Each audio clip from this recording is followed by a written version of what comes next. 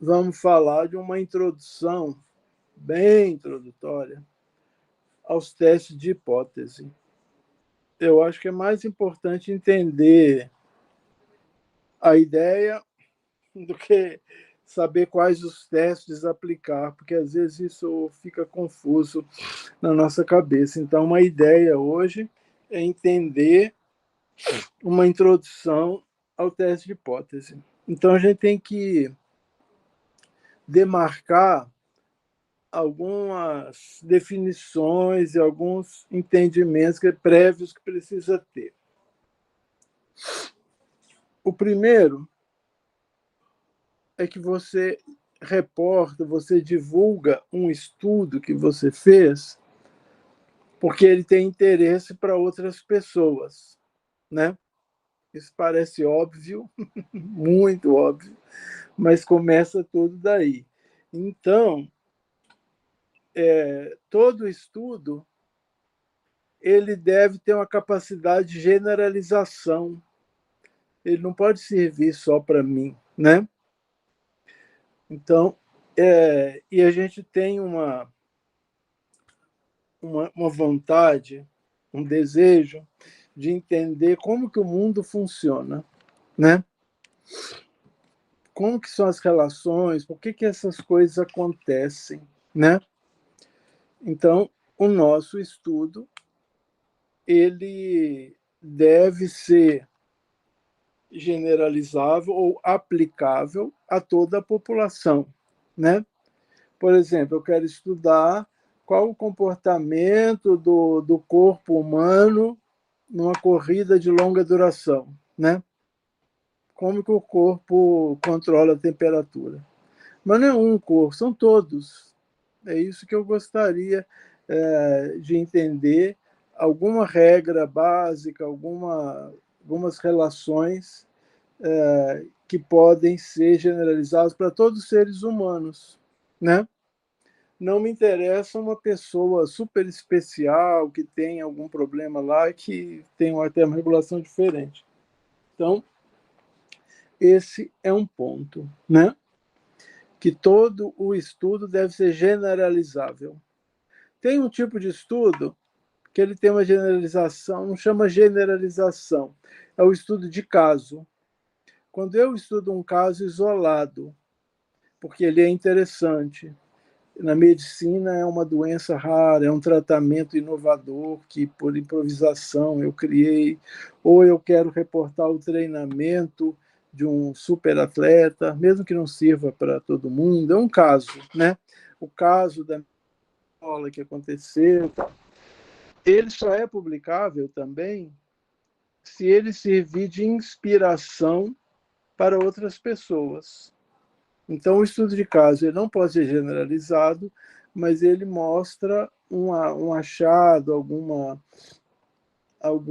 resultado, né, que pode servir de insight, de inspiração para outras pessoas, de alerta, né?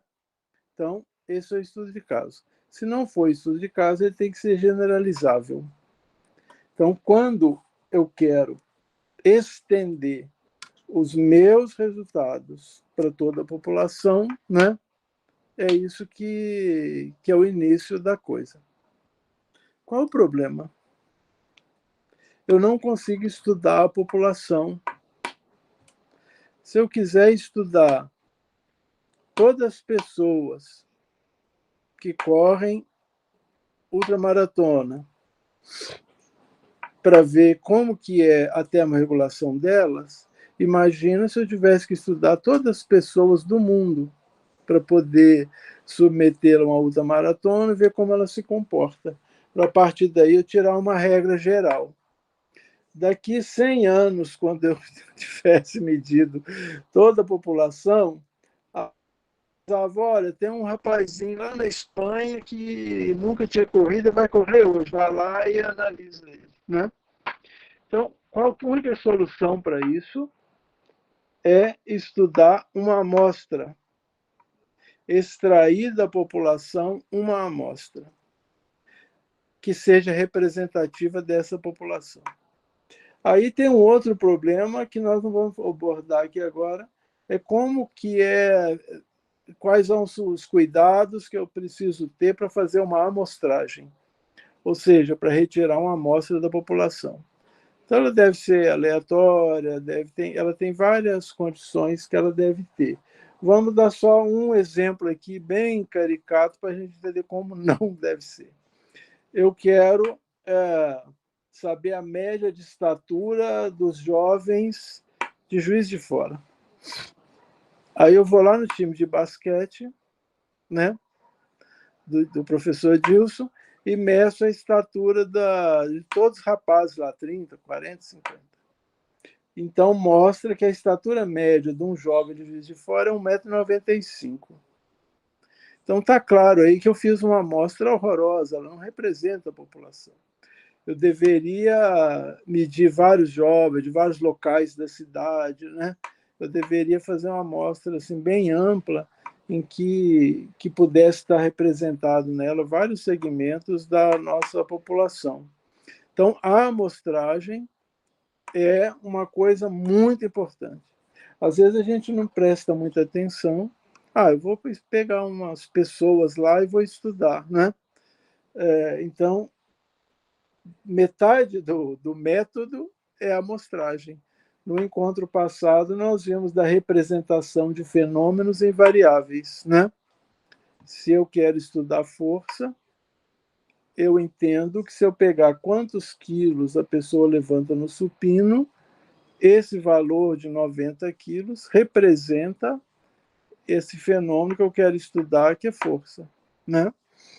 E, por outro lado, eu também tenho que representar a população por uma amostra extraída dela. Então, nós estamos com esse problema.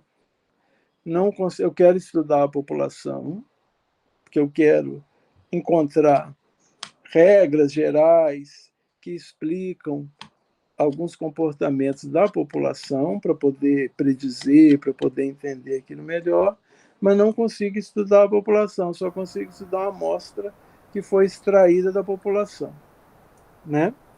Então, eu estudo essa amostra. Então, o que essa relação que eu tenho que entender, população e amostra? Isso é central no meu estudo. Agora que eu já sei que eu estou estudando uma amostra que representa uma população para a qual eu pretendo generalizar os resultados do meu experimento, né? Então, é essa dinâmica entre população e amostra, é disso que nós estamos falando, né? Agora está na moda falar, né? É disso que se trata, né? É disso aí que nós estamos falando, né? Então, vamos entender agora. Eu tenho uma população X, né? Corredores de ultramaratona, né? Atletas que fazem treinamento aeróbio, jovens que jogam basquete, praticantes de musculação, corredores de rua, né? Que treinam em consultorias. Eu falei isso que o Anderson ligou a câmera. Aí, então, qual que é uma regra? Isso é uma regra. Qualquer amostra bem tirada, né, representativa, que eu tirar da população de alguns indivíduos, vamos supor que eu retiro 30 jovens de Juiz de Fora, a média que eu encontrar na minha amostra é igual à média da população. Isso é a base. Isso chama hipótese nula. Ou seja, se eu retirar amostras de uma população, se essa amostra for bem retirada, a média dessa amostra é igual à média da população. Ou seja, aquele grupo que eu extraí pertence àquela população, né? Isso é uma hipótese nula. Posso tirar N amostras da população, que a hipótese, né, eu parto do princípio que a média que eu obtive na amostra é a média da população. Beleza? Essa é a hipótese nula. Base do negócio, do teste de hipótese. Por isso chama teste de hipótese. Porque eu já tenho uma hipótese nula, ou seja, que se eu tiver dois grupos de pessoas treinadas, elas têm que dar a mesma média, que elas foram retiradas da mesma população, né? Se eu medir um grupo 2 vezes, tem que dar igual, porque é o mesmo grupo que foi tirado da mesma população. Então, essa é a tal famosa hipótese nula. Aí, se eu retirar da mesma população algumas amostras, nunca vai dar igualzinho. Vamos supor que a média da população seja, nós estamos falando de estatura, 1,70 m. Então, se eu retirar várias amostras, elas tendem a dar 1,70 m, 170 centímetros. Mas lá na prática vai dar 169, 171, né? Que ela vai ficar, se eu tirar 100 amostras, a média delas vai dar 1,70 m. E todas vão tender a 1,70 m. Mas eu posso dar um azar, né? De eu tirar uma amostra de 30 pessoas e, por um acaso, vir 30 pessoas mais altas, que fazem parte da população. É raro, porque se for sorteado, a tendência é que venha próximo da média, já que tem mais indivíduos próximos da média. Mas aí eu retirei uma amostra um pouco maior. Ela é igual à população, eu vou chamar ela de igual, né? Só que, se eu tirar 100 amostras, a probabilidade de encontrar uma amostra muito diferente da média, ou mais baixa ou mais alta, é pequena. Talvez, se eu retirar de 100, umas 3 amostras, vai dar um valor assim, mais extremo, ou menor ou maior. Mas continuam sendo parte da mesma população. Então, quando eu retiro uma amostra, vai me dar um valor, e qual a probabilidade daquilo ocorrer se eu retirasse lá na população. Ou seja, isso aí deu o P, né? P de probabilidade, né? Esse é o resultado que você colheu. Se você fizesse lá várias amostragens, 100 amostragens, você chegaria a um valor próximo desse em 70 amostragens. Opa, né? Ele está bem típico, bem próximo dali, né? Então, agora, pode ser que tenha um resultado um pouco mais extremo, que apesar de fazer parte da população, de 100 amostras, eu só consegui, ele apareceria em 5 amostras, mas ele teria 5% de chance de aparecer lá por acaso. Isso que a palavra é interessante, se é acaso. Porque eu peguei lá a amostra, pode ser que por acaso venham uns mais baixinhos, uns mais altos, mas a maioria das vezes vai vir valores muito próximos da média. Então, há diferenças entre amostras que são casuais, né? Entendendo que elas, por regra, elas vão dar igual à população. Beleza, então, alguém já estudou isso, deve ter feito milhares de amostragens. Então, na hora que você faz o teste estatístico, para essas características desses dados seu, né? Dessa diferença que você está vendo, desses valores, eles sejam casuais. Porque, inclusive, a gente que tem mais experiência com análise de dados, se ficar muito igual, a gente desconfia de alguma manipulação, né?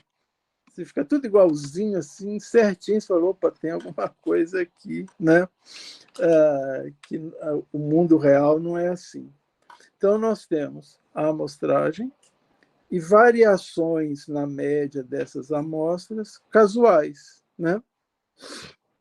Isso é um dado. Então, eu colhi 2 amostras da mesma população, né? Os jogadores de basquete atrapalham, são muito altos, né? De VO2 máximo, do grupo do Anderson e do grupo do Vitor. São todos corredores de rua, tem que ser iguais, não tem? Eles estão vindo da mesma população, que não são superatletas, é uma pessoa, se eles forem bem parecidos, mais ou menos, tem que ser igual. Se der igualzinho, eu vou falar que vocês estão manipulando os dados. Dá uma pequena diferença. Então, isso é outro dado. Aquela diferença que a gente está vendo, a gente não fala que eles não são diferentes. Eles são diferentes. Porque um deu 39 mililitros, outro deu 41. Né? A média da população é 40. Então, eu não vou falar que o grupo que deu 41, o VO2 é mais alto do que deu 39. Então, todos ali numa faixa, né? Dentro dessas variações casuais, aleatórias, de VO2 máximo na população. Agora, quando a diferença é muito grande, vamos supor que um grupo deu 30, outro grupo deu 50 mililitros, deu uma diferença aí de 20 mililitros, eu quero saber qual a probabilidade casual, só de amostrar, de achar uma diferença desse tamanho. Aí tem as tabelas, tem os testes, vai falar assim, é uma probabilidade de 1%. Se você extrair 100 amostras de VO2 máximo, só em uma delas você vai achar a diferença aí de 20 mililitros. Então, preste atenção. Como uma diferença de 20 mililitros é tão baixa de ocorrer por acaso, né? Porque nós estamos falando do acaso, que eu vou correr um risco e vou falar que elas são diferentes. Então, eu vou falar que elas são significativamente diferentes, ou seja, essa diferença não é devida ao acaso, ela tem um significado, né? Ela tem um motivo para ser diferente. E eu estou correndo o risco de 1%, porque há uma chance de 1% de ser casual, né? Então, a estatística tudo é comparações de probabilidades. Então, se o grupo do Anderson deu 50 mililitros e o grupo do Vitor deu 30, eu vou afirmar com 1% de chance de estar errado que o grupo do Anderson, o VO2 do grupo do Anderson é significativamente mais alto do que do grupo do Vitor. Tem uma coisa por trás. O treinamento dele é melhor, ele mora em altitude, alguma coisa tem. Então, as diferenças que nós estamos falando quando ela diz que elas são significativas é que a probabilidade delas ocorrerem por acaso é tão pequena que eu corro o risco de falar que há um significado ali por trás, né? Por exemplo, você pega, e muitas vezes a gente atribui a nossa intervenção. O Anderson pega o grupo dele em janeiro e testa 30. Em julho ele testa 50. A gente faz o teste, 1% de chance de ser por acaso isso. Então, nós vamos falar que é o treinamento dele que foi efetivo, né? Então, aí a gente vai tentar atribuir um significado, uma causa a essa diferença tão improvável, tão grande de ocorrer. Então, quando a gente monta o experimento, a gente já monta assim, né? Eu vou fazer o pré-teste, medir o VO2 máximo. Vou treinar esse grupo 3 meses e vou medir de novo. Caso eu ache uma diferença significativa, eu posso acreditar que foi o treinamento, né? Posso acreditar. Então, sempre que eu tiro uma amostra, né, de uma população, ela tem uma pequena diferença, pode ter uma maior diferença, e que essas diferenças encontráveis, elas são estudadas com a probabilidade dela ocorrer. Então, nunca tenho certeza. Por isso que tem lá, o P é de 0,05. Então, o que eu estou dizendo? Essa diferença, que eu estou chamando de significativa, devido ao meu treino, mas eu ainda corro um risco de 5% dela ser casual, né? Porque se eu extraísse várias amostras ali repetidamente, uma hora eu achava uma diferença dessa. É raro de ocorrer. Você tem que dar muito azar na sua amostra, por acaso caíram todos aqueles de VO2 alto, todos aqueles de VO2 baixo, que não é comum de ocorrer, porque a maioria dos dados estão em torno da média, né? A maioria das pessoas é média. Então, poucas têm esse valor extremo. Mas é possível, né? Você ficaria mostrando várias vezes.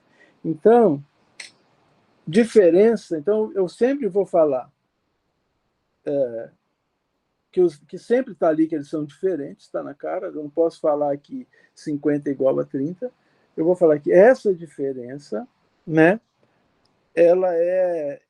o VO2 de um grupo é significativamente maior do que do outro.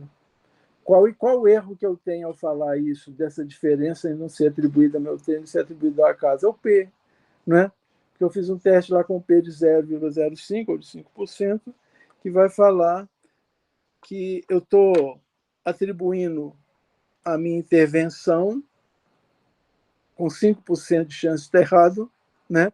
Que poderia isso dever ao acaso, mas é tão raro isso acontecer que eu vou acreditar que é o treino, né? Então, é isso que é o teste de hipótese.